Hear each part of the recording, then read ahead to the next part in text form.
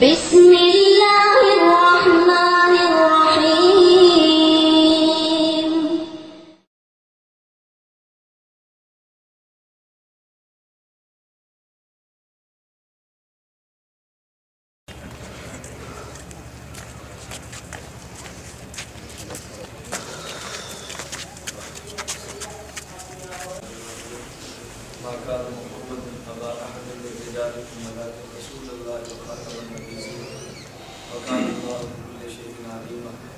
اللهم صل على محمد وعلى آل محمد كما صليت على إبراهيم وعلى آل إبراهيم إنك حميد مجيد.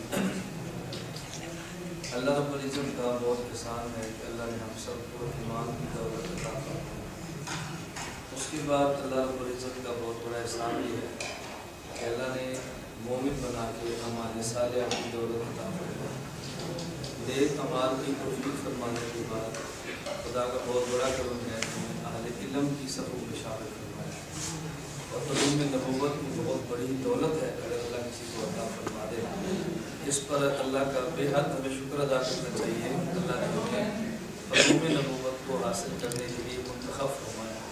بندہ اپنی مرضی سے نقش میں نہیں آتا، اللہ کے انتخاب سے آتا ہے اور اپنی کوتاہیوں اور اپنی منفی سرگرمیوں کی وجہ سے محروم ہوتا ہے.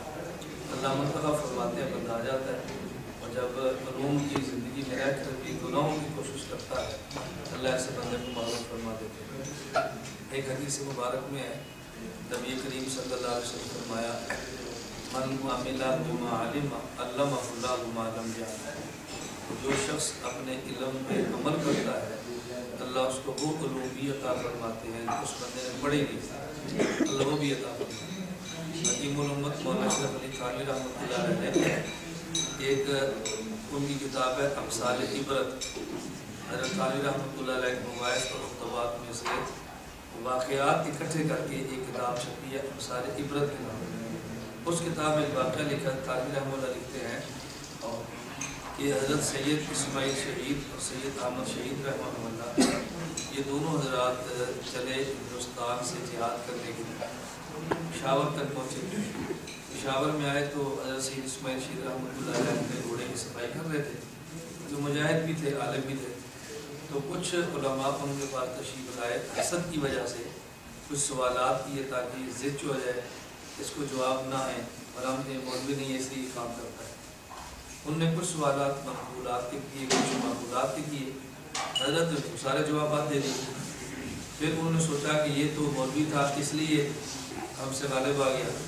اب چلے سید احمد شہید رحمۃ اللہ علیہ کے پاس. وہاں چلے گئے. انہوں نے سید احمد شہید رحمۃ اللہ علیہ پر کچھ سوالات منقول کے کیے، قرآن کریم کے، حدیث مبارک کے، فقہ کے، اور کچھ سوالات ان سے معقول کے کیے، غائب کے، ریاضی کے، فلسفہ کے، منطق کے، فلکیات اور یہ سوال کیے. حضرت سید احمد شہید رحمۃ اللہ علیہ جب وہ منقول کا سوال کرتے قرآن حدیث اور فقہ تو یوں دائیں طرف دیکھتے اور ان کے سوال کا جواب دیتے. اور جب وہ معقول کا سوال کرتے آیت فلسفہ منطق وغیرہ کا تو یوں بائیں طرف دیکھتے اور ان کے سوال کا جواب دیتے. سوالات کا جواب دیے وہ چلے گئے اور شرمندہ ہو گئے. حضرت کی علومت مولانا اشرف علی تھانوی رحمۃ اللہ فرماتے ہیں کہ حضرت کے خواص میں سے بعض نے پوچھا حضرت ہمیں دو باتیں آج سمجھ نہیں ہیں. ایک بات تو آپ نے ان سوالات کے جوابات دیے جو آپ نے پڑھے نہیں، آپ نے وہ علوم کیسے بیان کیے.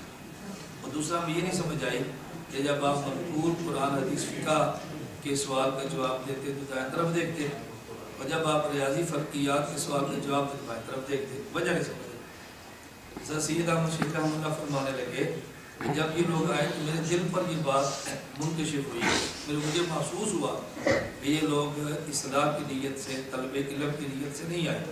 یہ آئے مجھے آزمانے کے لیے، امتحان لینے کے لیے، مجھے زج کرنے کے لیے، پریشان کرنے کے لیے. تو میں نے اللہ رب العزت سے اپنے دل ہی دل میں ایک دعا مانگی کہ اللہ میں مسافر بھی ہوں، کہ اللہ میں سید بھی ہوں، تیرے نبی کی اولاد میں سے ہوں. اے مولا یہ لوگ مجھے ذلیل کرنے کے لیے آئے ہیں، تو میری عزت رکھ تاکہ میرا کام جاری رہے. اگر اللہ میں ذلیل ہو گیا تو کام کرنا بہت مشکل ہو. میں نے دعا مانگی. تو جب یہ لوگ منقول کا کوئی سوال کرتے اللہ رب العزت میرے دائیں طرف امام غزالی رحمہ اللہ کو حاضر فرماتے تو میں ان سے سوال کا جواب سن کے ان کو دے دیتا. جب یہ معقول کا سوال کرتے تو بائیں طرف ابن سینا کی روح آتی اور اس سے پوچھ کر ان کے سوال کا جواب دیتے. یہ معلومات فرماتا ہے جب بندہ اپنے علوم پہ عمل کرے کبھی اللہ اس کی یوں مدد فرماتے ہیں کہ جو علوم نہیں پڑھے ہوتے اللہ وہ بھی عطا فرماتے ہیں. لیکن یہ تب آتے ہیں کہ جب بندہ علم پر محنت بھی کرے, اساتذہ کی خدمت اور ادب بھی کرے, پکے نہ استادوں کو, اور نمبر 3 عمل کی کوشش بھی کرے. جو بندہ محنت نہ کرے علم اسے بھی نہیں ملتا. محنت کرے, علم پڑھے, ذہین ہو اور اساتذہ سے ٹکر لے, اساتذہ کی غیبت کرے, اساتذہ کی بد زبانیاں کرے, باتیں کرے, اس بندے کو اللہ علوم کی برکت عطا نہیں فرماتے. اس کے علوم میں وسعت نہیں آتی, تعمق نہیں آتا, برکت نہیں آتی. اور اگر کوئی بندہ علم بھی پڑھے, استادوں کی خدمت بھی کرے اور ساتھ چھپ چھپ کے گناہ بھی جاری رکھے, اس بندے سے بھی اللہ علم کا کام نہیں لیتے, اللہ محروم فرماتے ہیں. ہمیں 3 باتوں کا بہت اہتمام کرنا چاہیے. ایک تو محنت کریں, اور دوسرا گناہوں سے بچیں, تیسرا اپنے اساتذہ کا ادب اور خیال فرمائیں. اللہ ہم سب کو یہ باتیں سمجھنے کی توفیق عطا فرمائے. جب زمانہ طالب علمی ہوتا ہے تو بندہ تحریک میں وقت ضائع کرتا ہے, اور جب اس کے تعلیم پڑھانے کا دور آتا ہے, تحریک کا دور آتا ہے, اس وقت یہ مدرسوں کی طرف دوڑتا ہے. شاید میری بات آپ سمجھیں نہیں. یہ جو پڑھنے کا دور ہے نا, اب آدمی کہتا ہے جلسہ, جماعتیں, تنظیمیں, ادھر دوڑتا ہے اور یہ شیطان چکر دیتا ہے. تعلیم کے دور میں وہاں دوڑتا ہے, تو جب تاریخ کا دور آتا ہے جلسہ کرو, اب پڑھا تو ہوتا نہیں, جلسہ کر نہیں سکتا, پھر مدرسے میں آ کر کہتا ہے استاد میری کچھ جگہ بنا دو, میں نے تدریس کرنی ہے, امامت کرنی, کچھ جگہ بنا دو. اب استاد کہتے ہیں جاؤ جا کے آپ جلسے کرو. تو جو دور پڑھنے کا تھا وہ جلسوں کے لگ گیا, اور جو دور جلسوں پر آیا ہے وہ اس کے پاس میں نہیں ہے. اس لیے بہتر ہے کہ تعلیم کے دور میں تعلیم کا اہتمام فرمائیں. زندگی رہی تو اللہ بہت جلسے دے, زندگی رہی تو آپ نے قوم کی قیادت کرنی ہے. وہی کر سکتا ہے کہ جس کے پاس خود علم کی دولت موجود ہو. جو جاہل ہے وہ قوم کی قیادت کیا کرے گا؟ وہ پھر فتوے بغیر علم دے گا, اور ففت و بغیر علم ذلو فضلو کا مستعار کرے گا, خود بھی گمراہ ہوگا, امت کو بھی گمراہ کرے گا. تو آپ دعا فرمائیں اللہ ہمیں محنت کی توفیق دے, اللہ ہمیں گناہوں سے بھی بچائے, اللہ ہمیں اساتذہ کی خدمت اور ادب کی توفیق عطا فرمائے. الحمدللہ رب العالمین والصلاۃ والسلام علی رسول وعلی آلہ وصحبہ اجمعین. اے مولا کریم ہم سب کے گناہوں کو معاف فرما, خطاؤں سے درگزر فرما, علوم میں برکت عطا فرما, اکابر کے نقش قدم پر چلنے کی توفیق عطا فرما, خاتمہ بالایمان فرما.